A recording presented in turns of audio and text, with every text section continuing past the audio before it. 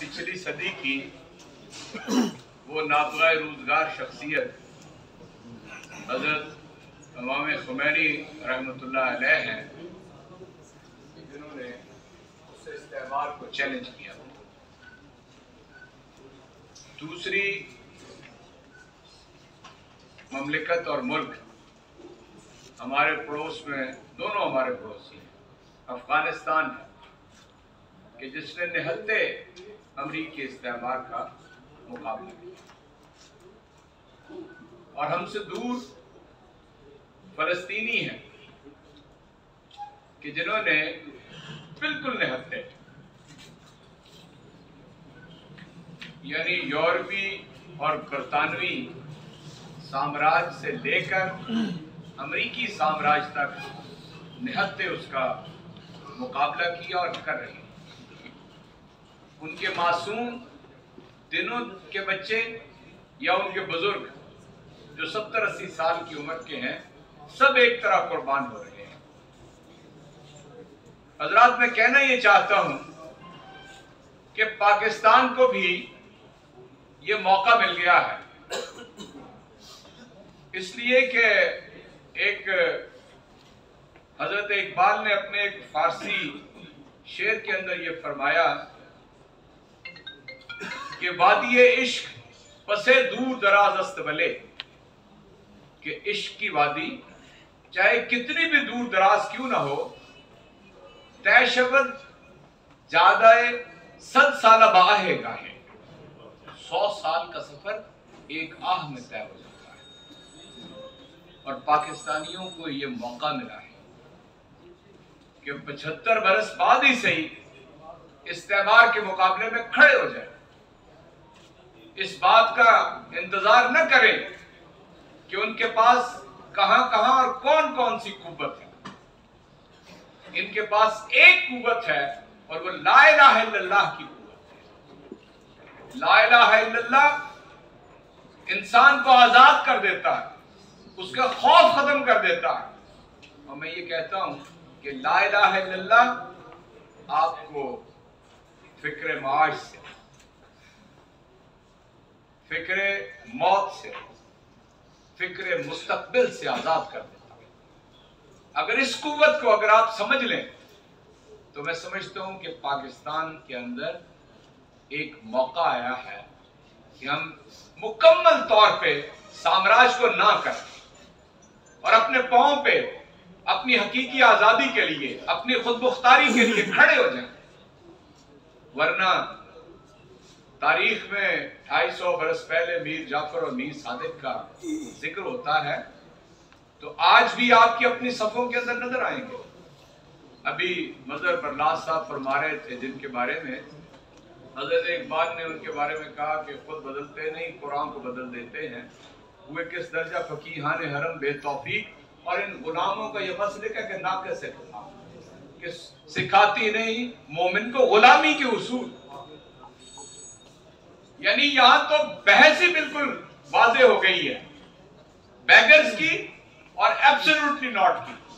उन्हीं के जूते उन्हीं के सर, उन्हीं की जुबान में बात कर लेते हैं। क्या हम भिखारी हैं? क्या हमें भिखारी रहना है? यहां के अहले दानिश ये कहते हैं कि हमारी सांसें उनके कब्जे में हैं, और हम ये कहते हैं कि नहनु अक़रबु इलैहि मिन हब्लिल वरीद, वो हमारी शारक से ज्यादा करीब है। तो इनकी सांसें उनके वेंटिलेटर पे और हमारी सांसें हमारे पाक परवरदिगार की। और हजरत तशरीफ ले गए, उन्होंने नवाब नसरुल्लाह खान साहब के कलाम से चंद बातें, चंद शेर पढ़े थे, लेकिन आखिरी शेर वो भूल गए थे कि हम हैं कौन। हम राह रवे दश्त बला रोज़े हसद से, हम राह रवे दश्त बला रोज़े हसद से, और काफिला सालार हुसैन इब्न अली।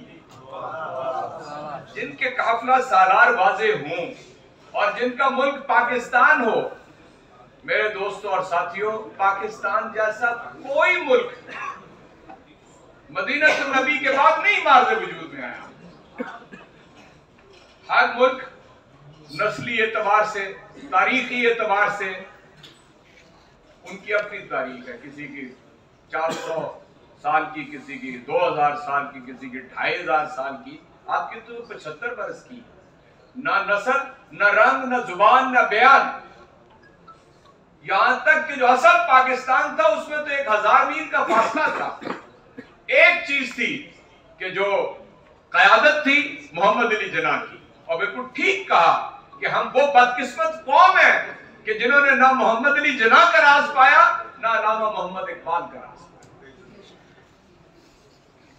चुनाचे उस दिन बात करेंगे दिल से। और कुछ यानी हम भी बचपन से यहां तक इस उम्र तक पहुंच गए हैं, कोई शायद रमजान मुबारक होगा कि जिसमें हमने अल कुद्स के ऊपर बात नहीं की हो, इसलिए कि रमजान जद्दोजहद का महीना है, रमजान फतह मक्का का महीना है, रमजान अल यौमुल बद्र का महीना, अल फुरकान का महीना, रमजान मौला कायनात हजरत अली करमल्लाहु वजहू की शहादत का महीना, रमजान 27 रमजान मुबारक को ये ममलिकत खुदादाद सन हिजरी के मुताबिक मार्ज़ वजूद में आएंगे। इसलिए दिलों से अहद कर लेते हैं कि हम इंशाअल्लाह अज़ीज़ इस जद्दोजहद के अंदर या एब्सोल्युटली नॉट के साथ चलेंगे या बैगर्स के साथ चलेंगे। बिल्कुल वाज़े तौर पे हमें अपना रास्ता इख्तियार कर लेना चाहिए, अब नहीं तो कभी भी नहीं। ये वो वक्त है कि हमें उठना है। मैंने अपनी पार्टी के अंदर और अपने चेयरमैन से ये कहा था कि पिछली सदी में हजरत इमाम थे, और अगर आप पैरवी में चले जाएंगे तो ये सदी आपके नाम से। बहुत बहुत पहला जुमला ये है कि पाकिस्तान में अमेरिका ने मुदाखलत की है। दूसरा जो ये भी वाकया सब मान रहे हैं, मुखालिफ पाबंद मान रहे हैं। दूसरा जुमला सुने कि पाकिस्तान के अंदर हुकूमत चेंज हो गई है, रजीम चेंज हो गया है, नतीजा क्या निकलेगा? क्या नतीजा निकलेगा? इसका नतीजा कि अमेरिका ने कोई साजिश नहीं की है। कौन मानता है इस बात को? कौन तुम्हारी मंतक को मानता है? लोगों को अहमक समझा है तुमने? ये 1971 नहीं है जब पाकिस्तान टूटा था, लोगों को पता नहीं चला था। अब बच्चा बच्चा जानता है। तुम्हारे चेहरे के ऊपर झूठ के जो आसार है वो हर कोई देखता है। तुम्हारे अंदर जो इस तरह पर बेचैनी है वो सब जानते हैं कि तुम झूठ बोल रहे हो। तुम्हारे चेहरे पर लिखा है तुम झूठे हो, झूठ बोलते हो। अगर खुदा ना खास्ता, तो वजह चाहता हूं, खुदा ना खास्ता इस वक्त जो बहरान खड़ा किया गया है, किसी एक शख्स को कहा जाता है कि साबका प्राइम मिनिस्टर को खुदा ना खास्ता उनको मार दिया जाता है, रिजल्ट क्या निकलेगा? अवाम कहां खड़ी होगी? हमारे इदारों का क्या बनेगा? शाम के अंदर कैसे होता है? सियासी बहरान शुरू होता है, फिर दहशतगर्दों को दाखिल किया जाता है और मुल्क को बर्बाद किया जाता है। लिहाजा साबका प्राइम मिनिस्टर की जान की हिफाजत, उनकी सिक्योरिटी बहुत जरूरी है। मुल्क स्टेक पर लग जाएगा अगर खुदा ना खास्ता कुछ ऐसा हुआ। फिर लोग किसी की बात नहीं सुनेंगे, फिर नहीं पता चलेगा कौन किसको मार रहा है, कौन किसका दोस्त है, और अमेरिका कामयाब हो जाएगा। लिहाजा इसराइल फिर पाकिस्तान के पास एटमी असासे नहीं छोड़े जाएंगे, पाकिस्तान को पैरालाइज कर दिया जाएगा। आज देखें यूक्रेन के पास, उसने अपने एटमी असासे दे दिए, आज मार खा रहा है। हमें इंडिया का गुलाम बनाया जाएगा, गुलाम, अमेरिका का गुलाम, ताकतवरों का गुलाम। हम बेचारा मुल्क बनाए जाएंगे, बेचारा तोड़ दिया जाएगा हमें।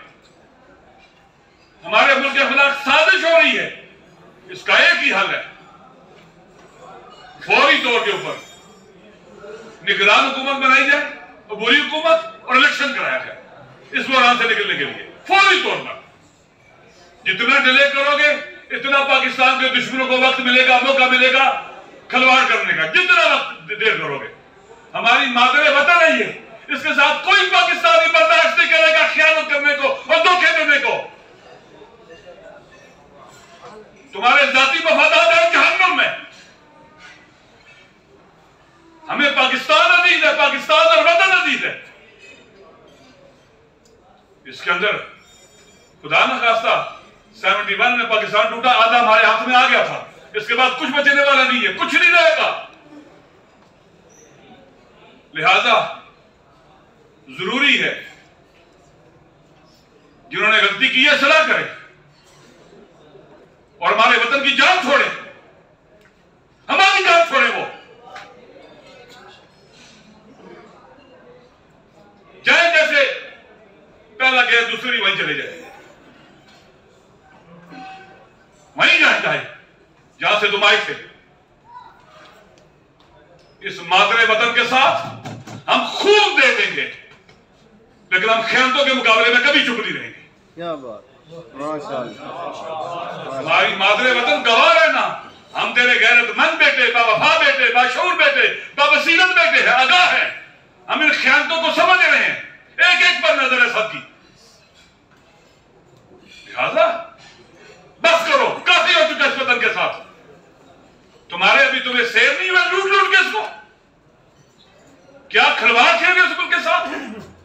हमारे शऊर की तौहीन, अवाम के शऊर की तौहीन, अवाम की वतन दोस्ती की तौहीन, अवाम की वतन से मोहब्बत की तौहीन। ये क्या करने जा रहे हो तुम लोग। कहा जाता है, हम पढ़ते मंतिक में कि नकीज़ैन इकट्ठे नहीं हो सकते, जिद्दैन इकट्ठे नहीं हो सकते। यहां तो पता नहीं क्या कुछ नहीं इकट्ठा कर दिया गया है।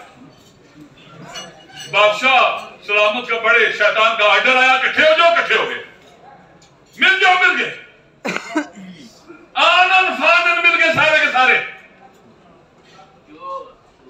लिहाजा हमारे गुज़श्ता हुकूमत से गिले और शिकवे हैं, वो करते रहेंगे। हम किसी को आगे नहीं देते कि पाकिस्तान के अंदर भी हुकूमत आगे से उभराए। हमारा दुश्मन भी अगर पाकिस्तान के अंदर हुकूमत करेगा, हम अमेरिका को, दुनिया की ताकतों को इजाजत नहीं देंगे हमारे दुश्मन की हुकूमत भी पाकिस्तान में आगे गिराए, हम खुद गिराएंगे उसे। क्या बात, वो हमारा मसला है। लिहाजा इस वक्त इस फलस्तीन से मोहब्बत का तकाजा यह है, इसराइल शिकस्त खा रहा है, खत्म हो रहा है, उनकी आखिरी उम्मीद पाकिस्तान है। खुदा न खास्ता पाकिस्तान उनकी आंखों में खलता है। 22-23 करोड़ आवाम का एटमी मुल्क है, बहुत अहम जगह पर है, बहुत पाकिस्तान के आवाम बहुत गैरतमंद और बाशऊर है। और अल्हम्दुलिल्लाह पाकिस्तान की कौम एक नया जन्म पा रही है, नया जन्म पा रही है, नई विलादत है। जैसे बनाते वक्त इकट्ठी थी, आज इसे बचाते वक्त भी इकट्ठी हो गई है। और मुझे यकीन है ये इतने बाशऊर हो चुके हैं कि किसी किस्म का मक्र, फरेब, धोखा और कोई धोखेबाज इनको दूर नहीं कर सकेगा। आखिरी बात, दुश्मन कोशिश करेगा यहां पर फिरकावारियत को फैलाया जाए, यहां पर धमाके हो जैसे अफगानिस्तान में हो रहा है। खुदा न खास्ता अगर पाकिस्तान में भी हादसा हुआ, फिर इधर दाइश की खिलाफत बनेगी, इधर दाइश की मुल्क कमजोर हो जाएगा। आप देख लें अफगानिस्तान में क्या हो रहा है। एक दिन अहले तशय्युओं को नमाज में मारा जाता है, अगले दिन अहले सुन्नत भाइयों को नमाज में मारा जाता है। ये ऐसे कातिल आ गए, मस्जिदों में मारते हैं, नमाजियों को मारते हैं। पाकिस्तान के अंदर पेशावर मस्जिद ने किसने धमाका किया? इन्होंने किया, उन्होंने काम नहीं किया है। लिहाजा ये कोशिश करेंगे पाकिस्तान में तफरका फैलाएं, फिरकावारियत फैलाएं, हमें उलझाएं और तरह के मसाइल में डाल दें। लिहाजा हमने अवेयर रहना है, आगाह रहना है। हम शिया और सुन्नी एक है, इकट्ठे रहेंगे इंशाअल्लाह, और दुश्मन के मंसूबों को नाकाम बनाएंगे। हम सारे पाकिस्तानी इकट्ठे हैं जिनके पास सब पासपोर्ट और पाकिस्तानी शनाख्ती कार्ड है। हम एक पाकिस्तानी हैं, चाहे मुस्लिम है चाहे गैर मुस्लिम है। ये वाली मादरे वतन है। इन हालात के अंदर जब हम यौमुल कुद्स मना रहे हैं, हमें पाकिस्तान के मसले से लाताल्लुक नहीं रहना है, इसलिए कि वो जो जंग जीती गई उस खित्ते के अंदर दुश्मन यहां में शिकस्त देकर उसका बदला लेना चाहते हैं।